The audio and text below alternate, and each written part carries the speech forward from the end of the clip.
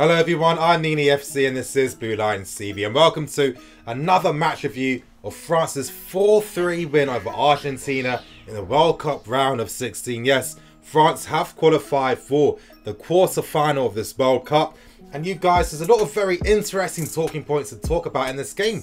I'm going to be talking about the performances of Pogba and Mbappe in particular.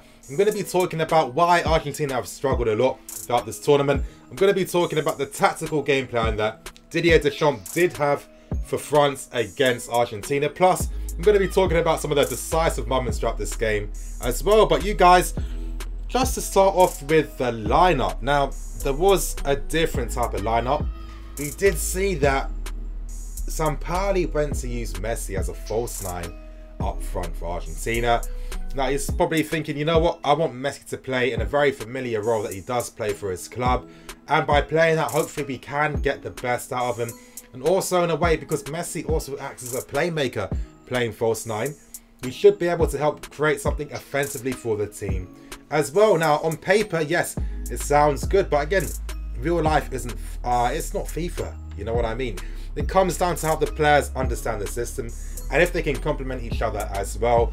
And that's one thing that was definitely countered by France. Now, France did set up using a 4-2-3-1 with Matuidi playing and starting on the left. But you guys, we know in football with formations and positions, there's a difference between how teams defend off the ball and how teams attack as well. Now, off the ball, when France defend, Matuidi will look to drop deep and obviously help support the fullback. But on the offense, that is when France looked to change. France turned to a 4-3-3 with Matuidi dropping more in field.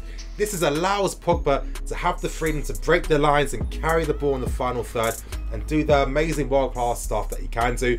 And then Mbappe and Griezmann will move in field more to play closer with Olivier Giroud. But one thing that France did differently was that they looked to use the pace and dribbling of Mbappe to help obviously create those counter-attacking opportunities as well. And Argentina just didn't have any plans for it. But you guys, the reason why I explained the reason why the lineups were how they were was the fact that this was how France were able to counter against France, you guys. As I was saying, when France obviously transitioned from defense of the ball to attack, Matuidi is moving into midfield.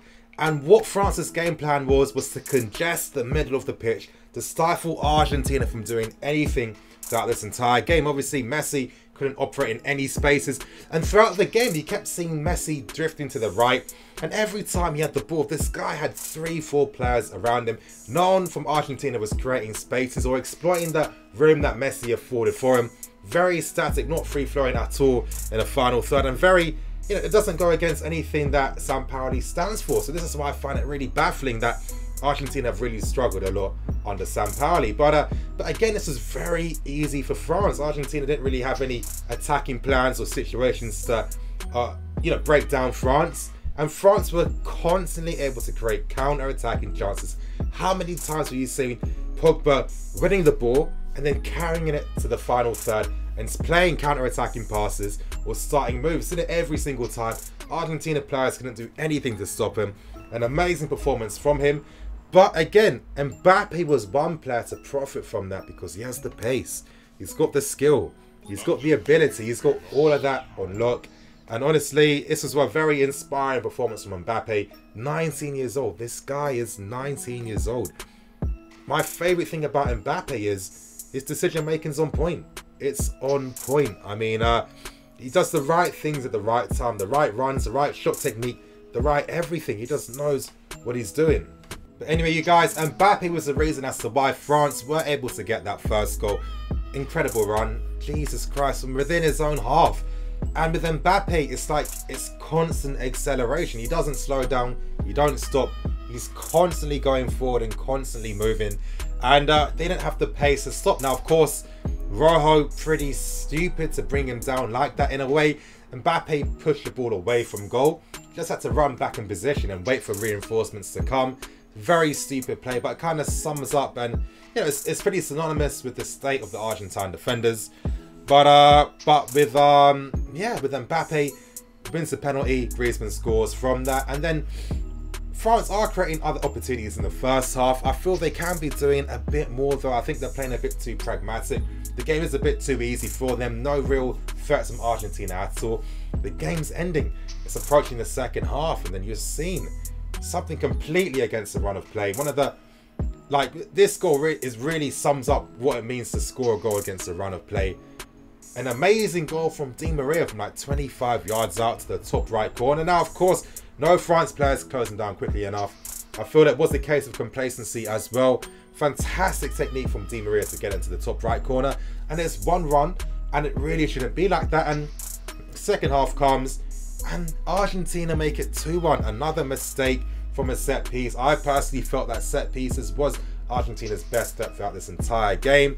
And then Argentina go to make it 2-1 against the run of play. And I think from then on, that's when France started to wake up. And I think they needed that to happen, because at times they were a bit complacent. They weren't pushing forward enough.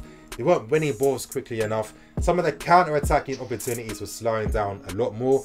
But then literally 10 minutes later, another goal of the tournament contender. A Pavard wonder goal. The backspin on that goal. And then it's that main guy again. I'd probably say he just edges being the best player on the pitch. I think that Pogba was a very, very close second. But I think with these two guys, they were on a different level compared to every other player on the pitch. Mbappe makes it 3-2. And you guys, you were hearing me rave about his decision making in the final third. I mean, to have that composure inside the box being so congested, to create the opening. This is what the top players do. You know, the top players can create their own chances, and that's how I like to judge them as well. And Mbappe has that in his locker so easily. Great piece of play to create space, and a great shooting technique as well. Very hard and low with the left foot. Came very quickly, so the keeper couldn't really react quick enough. Makes it 3-2, and you're thinking, yes, France are definitely going to be getting a fourth goal for sure. I mean, Argentina, the changes are very slow from Sampaoli. I mean, for example, to think that Di Maria's playing on the right-hand side, and it took how long before he started playing on the right to cut inside, was pretty ridiculous in my personal opinion. And, you know, Messi really struggled a lot more. I mean, if you had Di Maria playing there on the right-hand side cutting in, you know, Messi has an option to do 1-2s with them to play with. That wasn't there. Of course, that's when he does bring on a striker as well. And the combination of having Di Maria on the right and a striker up front gave Argentina much more fluidity, in a sense, in creating chances. Of course, Messi wasn't getting marked. He could get on the ball a bit more. Messi was comfortable dropping deeper, knowing that he had support and players to pass to further forward.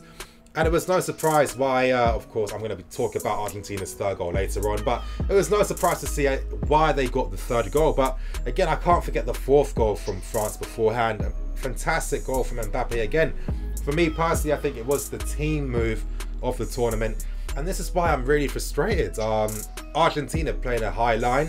Now for me, if you're going to play with a high line, you have to man mark and press and close down the opposition team, which they didn't do. Now of course, it was fantastic play from France to create the chance, but Argentina didn't man mark or close down any French players. It was way too easy. Of course, Giroud plays the passing for Mbappe. Of course, he's going to pick the right decision every single time. Goes into the bottom left corner.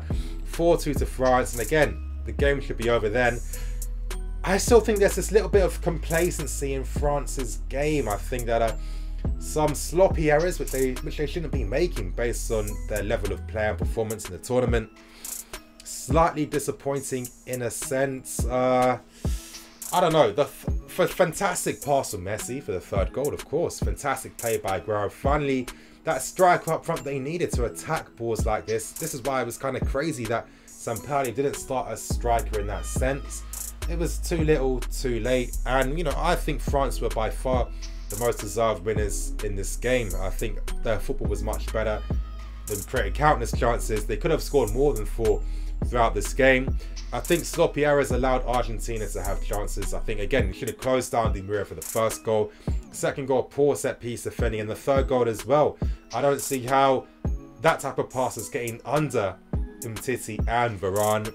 Again, they have to be much more aware for future games, and it's, you know, pretty bad that they got caught up from something as simple as that. But you guys, Argentina are out of the tournament. Of course, you know, is this Messi's last World Cup? That is an interesting question. Something tells me that I wouldn't be surprised if he is going to be here for the next one. But again, a lot of things needs to happen with the Argentine national team. I think it's a combination of players not complementing each other, not picking the right teams for these tournaments. There seems to be a focus on individual talent. They can't get the best out of the front players as well. I don't know. I mean, honestly, I kind of think that if Argentina played a more counter-attacking style, that would suit their players a lot more. I think to play this type of, high-pressing possession style of football, you need to play as a team. And to play that type of football, you don't necessarily have to have the best 11 players. You just need to know how to understand each other's game. And this starts on the training field, and clearly it's not working how it should be at Argentina. I think the coach as well, for example, you're playing with a high line, but there's no pressing. And it's weird because with the Chilean national team in Sevilla, they like to press from the front. So is this Sampaoli telling the team not to do that? Or is it just the Argentine players not fulfilling their tactical duties enough and not really doing what's best for the team? I kind of think it's a combination of the players and the manager for this one. But you guys, again, France deserve to go through. They're one of the favourites of this tournament. Mbappe, watch out. I think he can go down to being the player of the tournament. It's looking like that. I think Pogba's a close second as well. Probably being with Modric, the best midfield players in this tournament. Fantastic underrated performance again. And yeah, you guys, that's going to end today's match review. I hope you guys enjoyed. Expect me to release another Transfer Daily video later today, so stay tuned for that. Thank you for watching, you guys. I'm CWANless. This is CWANless TV. Signing out.